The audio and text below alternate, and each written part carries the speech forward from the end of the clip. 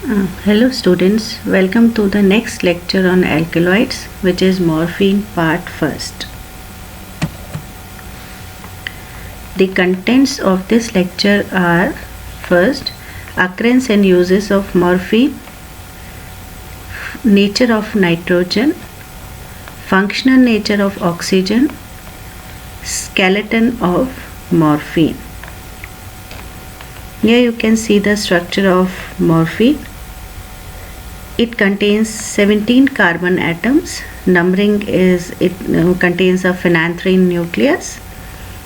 Numbering is from this end: 1, 2, 3, 4, 5, 6, 7, 8, 9, 10, 11, 12, 13, 14. This one is 15. 16 and N-methyl group, this one is 17. It contains one phenolic hydroxyl group, phenolic OH. There is one ether linkage between carbon 4 and 5, and at carbon 6 there is hydroxyl group present. N-methyl group is also present here. There is double bond between carbon 7 and 8. This is another compound, codeine, which is the methylated derivative of morphine. At carbon 3rd it contains a methoxy group. Rest of the structure is same as in morphine. Morphine belongs to the class opium alkaloid. First of all, the introduction about morphine. Most important among the opium alkaloids, which contains the phenanthrene nucleus. The three alkaloids, namely morphine, codeine and thebaine, are commonly known as morphine alkaloids. They constitute a subgroup of opium alkaloids, out of which the morphine is the most important alkaloid. It is bitter in taste and is levo-rotatory. Its melting point is 254 degrees centigrade. It is insoluble in water and slightly soluble in organic solvents. The uses of morphine are: it is used as an analgesic and sedative. The diacetyl derivative is used in medicine under the name of heroin. It is effective in controlling severe pain, but should be taken with great care as it is habit forming.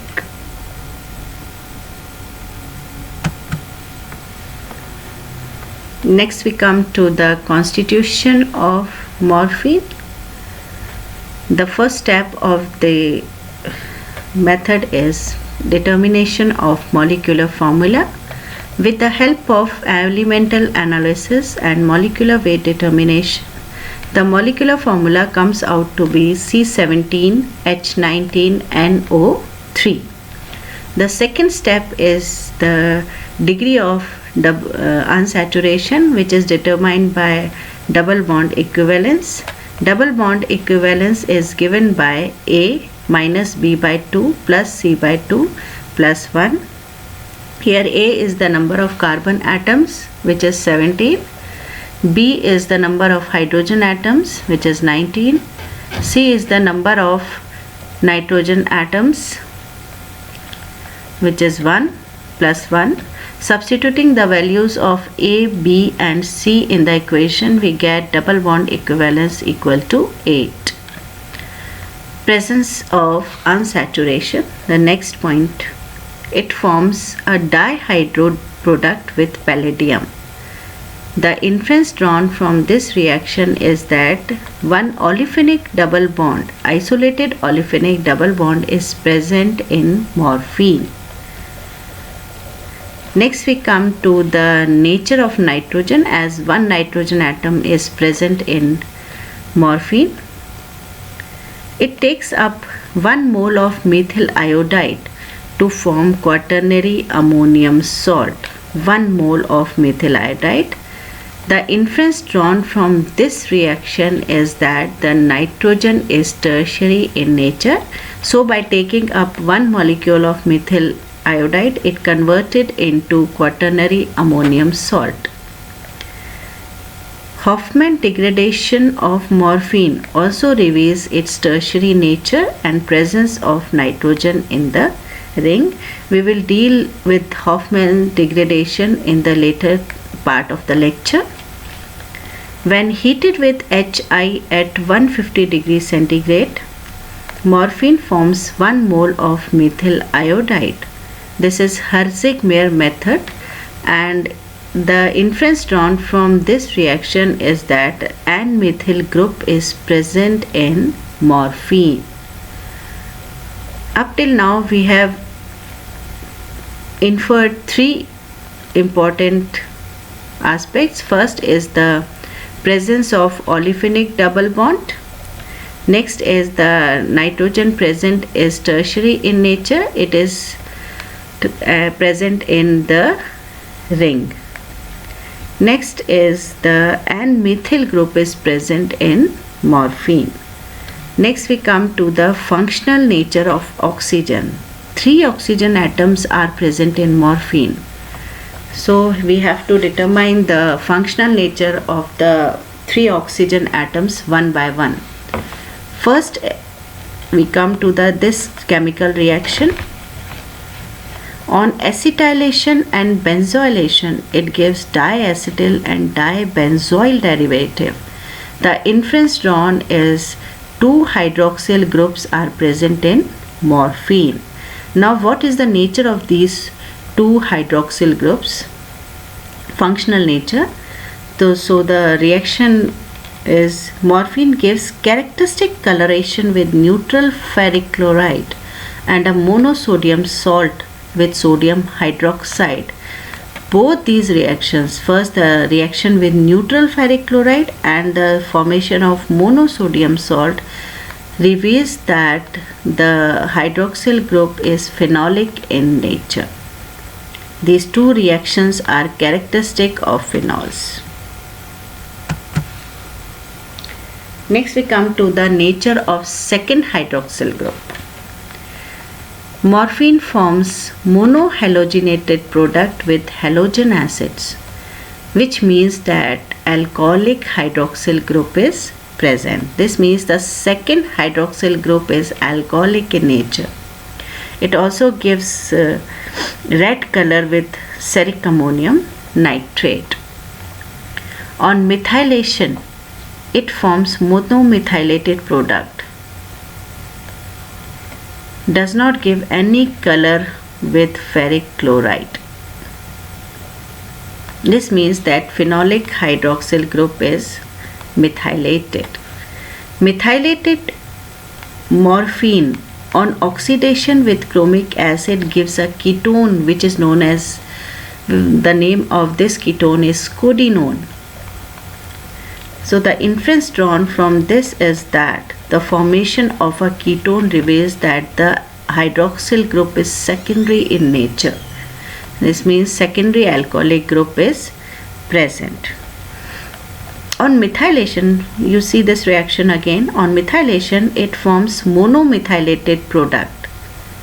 Monomethylated product means 1 hydroxyl of phenolic OH group is methylated, converting it into methoxy group, and then on doing experiment with this OH, it does not give any color with ferric chloride. This means that the methylated OH group is the phenolic one. So phenolic hydroxyl group is methylated, and this methylated morphine is known as codeine. Codeine on oxidation with chromic acid gives a ketone codenone. So the inference drawn is the formation of a ketone, because we know that if the hydroxyl group is secondary in nature, then on oxidation it converts into ketone. So this codenone is a ketone, inferring that codeine has a secondary alcoholic group. Up till now we have justified the 2-hydroxyl group or the functional nature of 2-hydroxyl group. One is phenolic in nature and the second one is alcoholic in nature. Next we come to the third functional nature of the third oxygen atom. As we know that this oxygen atom is not reactive. It does not give any reactions easily.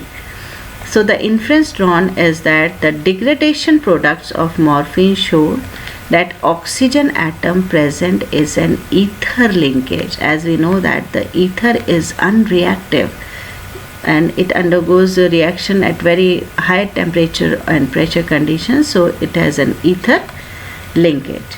So the inferences drawn from this, as you can see, C15H13O. There is an methyl group present and methyl group by Herzig-Meyer methods. Morphine, one is phenolic OH group, as you can see OH, and the third one is a secondary alcoholic group, as you can see CHOH. So this is the skeleton structure of morphine. Next, this is the condensed one, and the others which we have revealed has given an methyl group, phenolic group, and a secondary alcoholic group. Next we come to the methylated derivative of morphine, which is known as codeine, and you can see C15H13O. There is an methyl group present as in morphine. This phenolic OH is methylated, converting it into methoxy group. So now in codeine, it will not give a characteristic reactions of phenolic group, like it will not give any reaction with neutral ferric chloride, as we have dealt earlier also that it does not give any color with neutral ferric chloride. And the third one, as usual, secondary alcoholic group is present in codeine. Next we come to the compound codenone. Codenone, it contains an methyl group like in codeine. It contains methoxy group, as you can see here, OCH3 like in codeine, methoxy group, and the only difference is here this secondary alcoholic group has oxidized or has converted into a ketone. This means that in morphine, this CHOH is a secondary alcoholic group. So these are the structures, condensed formula of morphine, codeine and codenone. Next we come to the functional nature of or the skeleton structure of this morphine. This we will deal in my next lecture, part 2, which will be coming soon. Thank you.